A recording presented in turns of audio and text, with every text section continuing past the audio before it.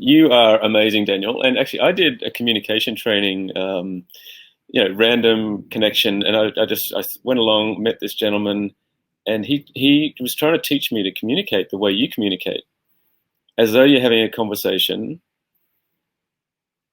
with pauses, so that people can interpret, fill in the blanks and all that. But I find it really difficult to do. You do it naturally, but man, it's powerful, So yeah, that's a great reminder. I need to slow down, give people a chance to have their own sort of internal conversation or processing. So yeah, I did purchase Mosaic, and now I really need to spend some time to get to know it. And Sharon, your book is amazing. I need to, that might help kickstart my 10,000 thank yous, because I don't do it all the time. I sort of come and go depending on what's going on.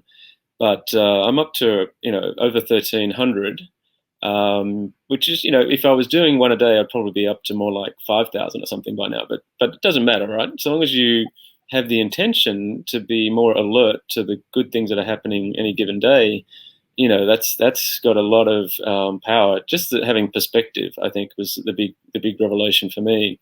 And actually, we interviewed the person that planted the seed, Mush Pantwani. He spoke at a Creative Mornings event here several years ago, and he spoke about how he'd been made redundant as a 47-year-old. So let's tie it into Raquel's story. Maybe they said he was too old for the job, or who knows. But Mush was such a positive person that he went, you know what, that's no big deal. I was going to quit in 3 years anyway, and I wanted to write a book, so I'll just do it now instead. And he'd already done a bunch of blogs, so he had the raw material. He just had to reorganize it. But my memory of what he said next is a little bit distorted. We discovered on the podcast, but I'm going to say it the way I remember it, because that's my reality, which was he designed his day so that he could write the book. And he'd get up at 5 a.m., go for a swim, have a good breakfast. He'd be at his desk by 7 a.m., and he would allocate 7 a.m. till 11 a.m. to write his book. And he decided it was going to be 100 pages and that he was going to finish in 100 days, which meant he had to write a page a day. And if you're, sitting down at a desk for 4 hours when you're fresh and creative, you're going to get that done in 30 days, just like Daniel did. Mm-hmm. So, he actually he came back on the podcast and he said he actually did that over 100 Sundays. So he used his Sundays as his writing day. But in my mind, he did it in 100 days. And that concept led to me self-publishing my first book, which I haven't even really mentioned. But Sharon, you mentioned GratitudeSpace before. I used that as a platform to self-publish an exactly 100-page book in honor of Mush, where I just collected and compiled the sister of my younger sister-in-law, who went missing when she was 18 in Australia, and has never been seen since. That was in 2002. But that was my way of capturing her artwork, her poetry, her photography, and making sure it was there for future, children and grandchildren and so on. And there's no way I would have written a second book if I hadn't learnt the skills and gone through the process of writing the first book. So I guess I've already gone into my story of my book. And what I've tried to do is, well, first of all, I was inspired by another person, Craig Wortman, who was also a professor of entrepreneurship at Chicago at the time. He's now at Kellogg. But he wrote a book called What Is Your Story? And he spoke at a webinar at work. And I thought, okay, I'm going to sign up for this, because it's not something you typically, hear. This is several years ago, where someone coming in to talk about the value of stories in a global financial firm was quite rare back then. I think it's more common now. But I bought his book on the way to work on Kindle. I read the introduction, and there were 3 sentences that jumped out that, really have changed the way I think about a lot of things. The first one was, stories are your most valuable asset. The second is, stories are more important than facts. And the third one is, if you don't write stories down, they did not happen. And so that last one, reminded me of, my father's from a big family. 5 of his brothers went to World War II, trained, from Australia, trained in Canada, went across to Europe, dropping bombs over Germany. And despite being shot down and presumed dead and everything else, the war ends and somehow all 5 of them survived.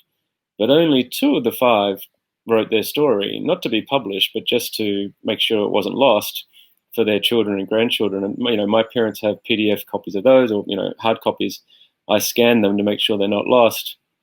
And my children know there were 5 guys in uniform, but their children only know there were 2 because only 2 of them bothered to write it down. And that was my logic for writing the book about my sister-in-law Neve. And then I just became more alert to stories and the value of stories. I discovered Story Corporation, or Story Corps. They had a recording studio in Grand Central Station, encouraged children to come in and interview their grandparents, send it up to the cloud, and it becomes a time capsule. I thought that was amazing. So then they won the TED Prize, and they had funding to create an app. And I went, okay, now that means I can use their technology wherever I am. So then on the next trip back to Australia, I sat down with both of my parents and I recorded 40-minute interviews with them. And I learned things about them that I didn't know. Like, I didn't know that my father had been made redundant after 18 years of working, selling tractors for one company. His boss drove him home on a Friday afternoon and said, hey, don't bother coming in on Monday. And I thought, oh, that's kind of weird. And he's a father of 6 children. I'm the youngest. I'm 2 at the time. And within a month, he realized, you know what? I've got such a good network and I've got such a good, reputation. I can just buy and sell secondhand farm machinery from around the region. And within a month, he realized I should have done this years ago. And, another productive accident, I guess, emerged from that. And, the dealerships eventually, the brands like Massey Ferguson approached him and said, hey, you're better than that previous place. Can you please take on this? And, and it sort of went on from there. But just the value of conversations and hearing stories is really important. And so the best thing about writing this, and I deliberately self-published because I wanted to learn more skills, right? And I went beyond CreateSpace. I used Vellum software, which enabled me to create 6 digital formats within 30 seconds. Then I discovered, okay, if I build my own website on Squarespace, it's got a commerce engine where I can load digital files. I don't even need to use Amazon. So I'm deliberately just trying to do it all, self-publish, self-distribute, and learn things and just see what happens. So, I always call any of these projects version 0.0. This is like a minimum viable product. Lean startup came into it. That my interest in entrepreneurship, creativity, how innovation happens. And, we talked about superpowers before. One of my superpowers is volunteering. I've discovered that the more you volunteer, the more you meet like-minded people. And like you say, Daniel, it doesn't matter if they're the janitor or the, running a billion-dollar company. If you find people that care about solving for poverty or for homelessness or overcoming racism or biases and all that good stuff, then, magic keeps on happening. And so, what Raquel's doing with Generation XYZ or Z, however you want to say it, is really powerful. So we've got her to come in and speak to the Generations Network at work, and then she's been invited back to speak to the, with the CEO on how to shape culture. And amazing, these adventures keep on happening. Then I met Chris, and suddenly we, the book has turned into this series of podcasts. Then I went, hang on, I know so many people who've written books now. Why don't we just get them together on an episode, once a month, and each of us can talk about our books, and more magic will come out of that. I know. This is only our 2nd episode, and I can already see a pipeline of possibilities. And one of the other things that we created here in Hong Kong is a tradition of welcoming visitors from all around the world. So, in 1 month alone, we had a documentary filmmaker from LA, we had a Maasai tribal guy from Tanzania, and we had a musician from Melbourne. And the magic is we get to hang out and spend more time together. They get to live a little bit like we do, in the mid-levels of Hong Kong, just near the escalator above Soho and all the bars and restaurants and all those good things. But even better, when I'm not here, we've got 4 children. Our children get to have conversations with this amazing group of people. And to me, that's the most valuable thing out of all of this. They get to see, oh, I don't have to, go and work in a bank. I can become a filmmaker, or I can, become a photographer, or I can, whatever, work for a nonprofit. And the more I volunteered for these things, suddenly I'm on the board of an NGO in New York called Music for Life International.